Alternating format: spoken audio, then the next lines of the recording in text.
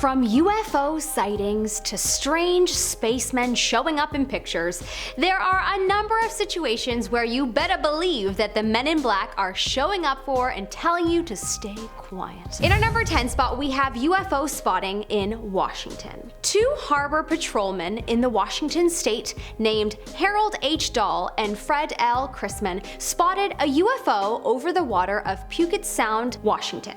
It was 1947, and after this incident, they were approached by a man dressed in black that forcefully advised them to not discuss the incident further. This was one of the first sightings of the men in black. The men were described as being extremely mysterious, never looking the patrolman in the eyes. Ooh, probably to cover up their reptile eyes, am I right? In our number 9 spot, we have the Stargazer. A young man by the name of Harry lived in the country on a farm and was fascinated by the stars. He was given a telescope for Christmas one year, and he would look up at the stars and study them every night. One night, he spotted something in the sky like nothing he had ever seen before. It was a triangle, metal-looking object flying in the sky. He thought that it had to be a UFO. He ran inside to call his friend and tell him about it, and after he got off the telephone, he heard a knock on his door. He opened it to see 3 men dressed in black from head to toe. There was something a bit weird about them though. They all kind of looked alike, and their noses were almost non-existent. Before Harry could speak, they were telling him to forget what he had seen and never speak of it again. They also subtly threatened his family and his future if he spoke about it. Terrified, he vowed not to. He eventually decided to share his story online because technically he wouldn't be speaking about it. Upon years of reflection, Harry believes that he met some kind of alien.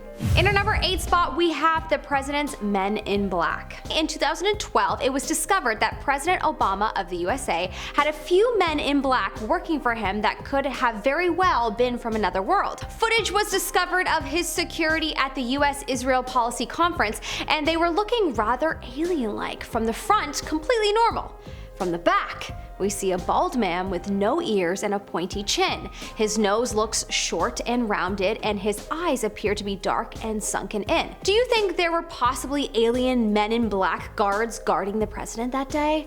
It's definitely possible. In our number 7 spot, we have the Fire Watch sighting. A man named Gabe was working a shift at a fire watch tower in the woods when he saw a black SUV pull up in the wee hours of the morning. A few minutes later, the sound of a firearm went off. The next thing he knew, there was a knock on his tower and 2 large men in black were waiting behind the door. He opened the door and they immediately questioned him, asking him to reveal what he saw. He said he saw nothing, and after a moment they appeared to believe him. They told him to never speak of this experience to anyone.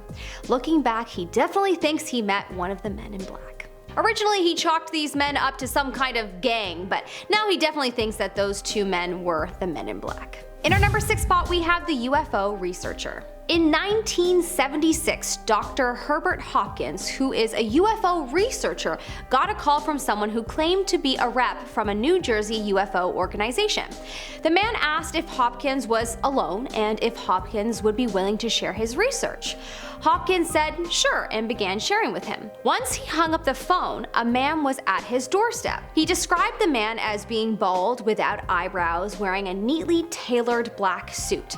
He had red lips and pale white skin. The man took out a coin and told Hopkins to watch it. It started to develop a silver color instead of copper, and then the silver became bluish and the penny was getting quite fuzzy, out of focus, blurred, and then it was simply gone. Apparently after this incident, he was instructed to destroy all of his research. In our number 5 spot, we have the Dan Ackards story.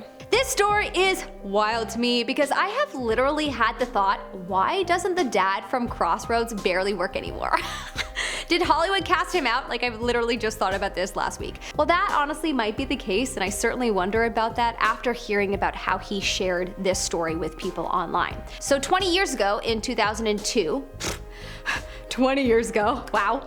Dan was creating a series called Out There for the Sci-Fi Channel, and it talked about UFOs, alien abductions, crop circles, and all kinds of extraterrestrial research. One day he was in the middle of doing some interviews when he went outside between 42nd and 8th Street in New York for a break, and he went on a phone call with Britney Spears, funny enough, talking to him about their new movie, when he looked out at the street and saw a long black SUV and two guys in black outside of it. One was very tall and they were just glaring at him. He turned away for a second, and when he looked back, they were gone. He has gone on record to say that he knows what he saw, and there was absolutely no way that they could have turned on that street because he would have seen them. They disappeared as if they had some kind of cloaking device. He found out that his show was canceled later that day. In our number 4 spot, we have the Niagara Hotel. A manager of a hotel in Niagara by the name of Sovar and his security guard reported seeing a triangular UFO outside their building. A group called the Aerial Phenomena Investigations Team reported the incident with the two men's consent. A few weeks later, two tall men in black suits came into the hotel and spoke with Sovar and the security guard. They freaked out the employees allegedly, as they had identical faces, no eyebrows or eyelashes, and were very pale. These two men were caught on surveillance for the hotel, and that footage definitely makes me feel very nervous. A small part of me wants to go to Niagara and ask every hotel about this incident and just, find out which hotel it is. In our number 3 spot, we have the library. Apparently a professor by the name of Peter Rojewitz claimed that he once was reading a UFO book in the library when all of a sudden a strange pale man wearing all black sat down next to him. The man suddenly began talking to the professor and asked him questions about flying saucers and his opinion on them. Peter said that he wasn't super interested in them. The man became very agitated by this. He eventually left, and the professor felt super uncomfortable. Upon reflection, he is sure that he met a man in black official. In our number 2 spot, we have the disc. A man by the name of Paul Miller experienced something so crazy one day when he was coming home from a hunting trip. He looked up and saw a luminous disc in the sky. The disc landed in a field and two humanoids left the craft. Paul had a weapon on him, and so he fired at the beings as he ran away, and he believes that he managed to hurt one of them. As he was running away from the scene, in a blink of a moment he realized that he had lost time. It was suddenly 3 hours later than when he first saw the aircraft. He shrugged it off and went back to work as normal the next day. But when he got to work, 3 men in black suits approached him. He was informed that they had his file. He hadn't even told anyone about what he experienced, but these men said they knew all about it. They told him that it was best he forget about what happened.